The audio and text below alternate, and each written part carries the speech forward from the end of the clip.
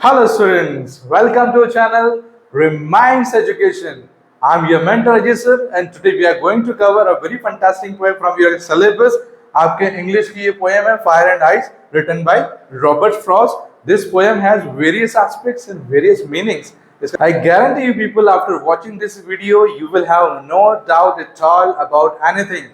इस पोएम से रिगार्डिंग जितने भी क्वेश्चंस या जो भी चीज आपसे एग्जाम में पूछी जाएगी I'm damn sure you are going to deal everything with confidence, courage और आप सारे के सारे आंसर्स को सही तरीके से लिख पाएंगे। आज हम इसमें बहुत सारी कवर करने वाले हैं, तो चलिए आज शुरू करते हैं इस फंटास्टिक पोएम को। सबसे पहले हम बात करेंगे इस पोएम के थीम के बारे में। जैसा मैं हमेशा कहता हूँ कि किसी भी टॉपिक की थीम को समझना बहुत इंपॉर्टेंट होता है। एक बार जब हम थीम समझ लेंगे तो उसे हम अच्छे से डील कर पाएंगे। अगर हम इस पोएम के थीम के बारे में बात करेंगे, ये पूरी की पूरी जो पोएम फायर एंड आइस लिखी गई है रॉबर्ट फ्रॉस्ट के द्वारा, एक सिंबॉलिक पोएम है।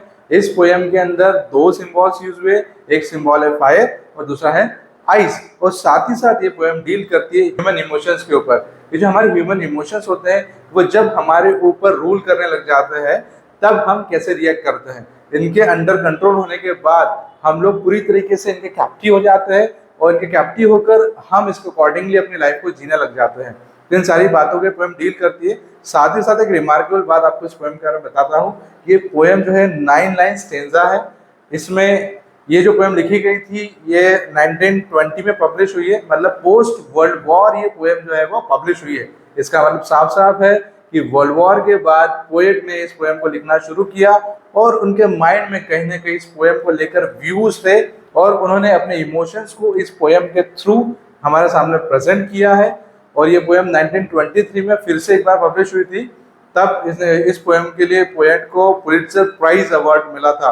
ये आपके जनरल नॉलेज के लिए अच्छा, इसको ध्यान में रखिएगा।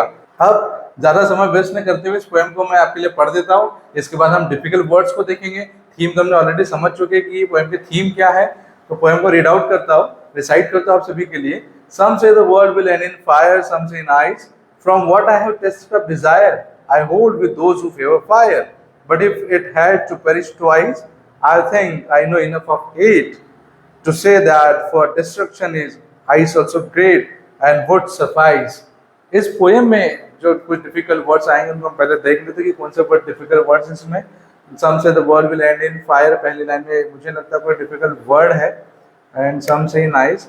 From what I have tested, या टेस्टेड वर्ड आया है तो टेस्टेड को आप एक्सपीरियंस की तरह ले सकते हैं कि मैंने एक्सपीरियंस किया, या टेस्ट का मतलब एक्सपीरियंस है। I hold those who favour fire, hold मतलब स्टैंड, या होल्ड का मतलब स्टैंड करना, उनके साथ में खड़े रहना। So I hold with those who favour fire, but if it had to perish twice, perish word का मतलब होता है डाई। जब कोई चीज एंड हो जाती है तो उसे पेरिश कहते हैं। तो पेरिश ट्वाइस, ट्वाइस मतलब दोबारा।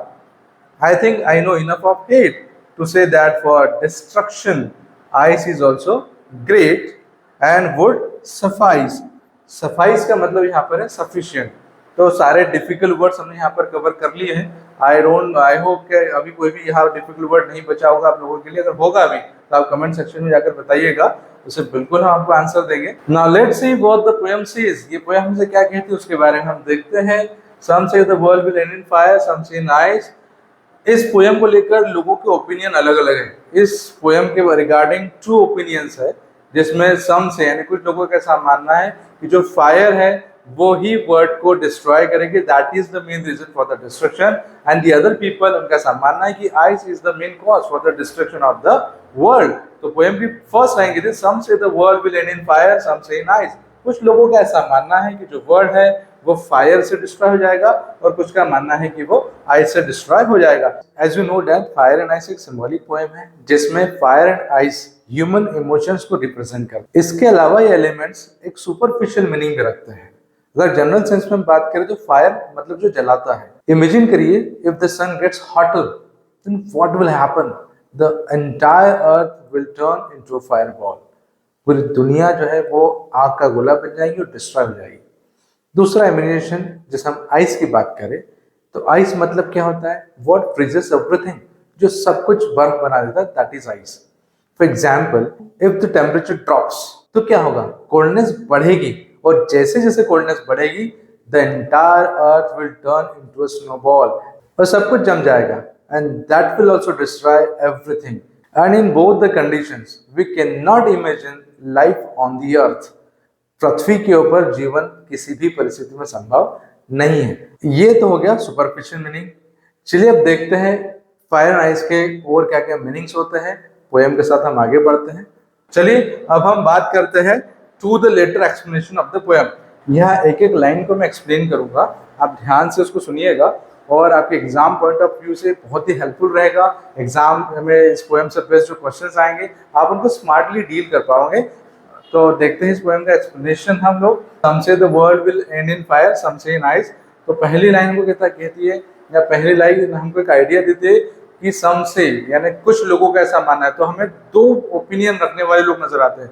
There are two type of people, two different opinion holder people हमको नजर आते हैं कि जिनके अलग अलग ओपिनियंस है। तो कुछ लोगों का ऐसा मानना है कि जो फायर है वो दुनिया को डिस्ट्रॉय कर देगी और कुछ लोगों का मानना है कि जो आइस है वो दुनिया को डिस्ट्रॉय कर देगी। चलिए आगे हम देखते हैं। From what I have tested of desire I hold with those who favour fire.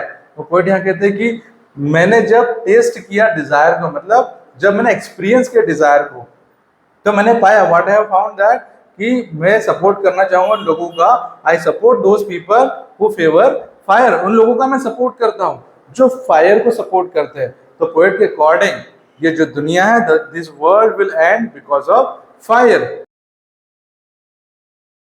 Now the fire like emotions, ambitions, desire, lust, ये सारे के सारे काफी इस वर्ल्ड को डिस्ट्रॉय करने के लिए जो हमने फर्स्ट एग्जाम में देख लिया है कि जो फायर है वो पूरी तरीके से इस वर्ल्ड को डिस्ट्रॉय कर देगी। अब वर्ल्ड पूरी तरह से डिस्ट्रॉय हो चुका है।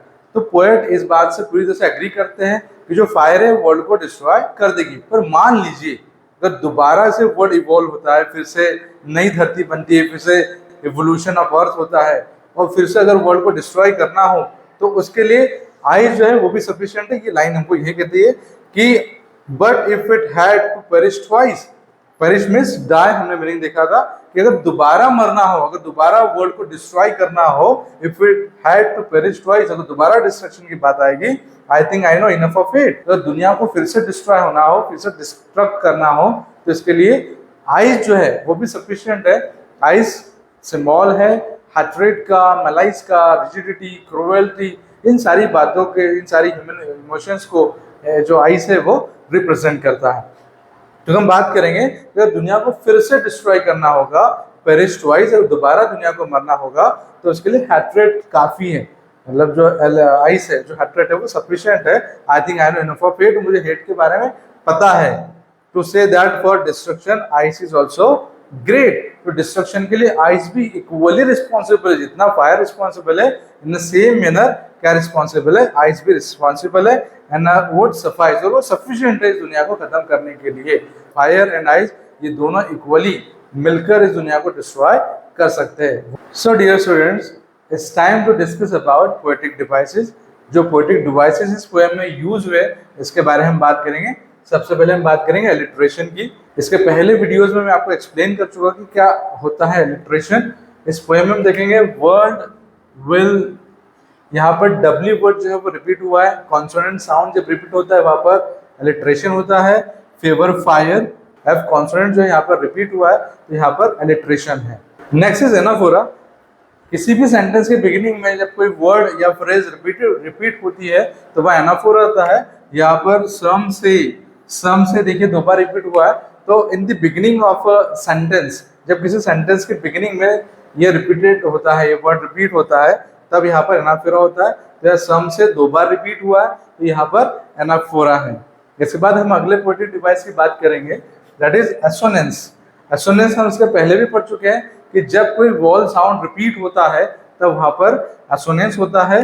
तो hold those favour fire, hold those who favour fire. तो यहाँ पर वो साउंड जब रिपीट हुआ है तो एसोनेंस तब होता है जब किसी भी वॉल साउंड का रिपीटेशन हो सेम लाइन के अंदर।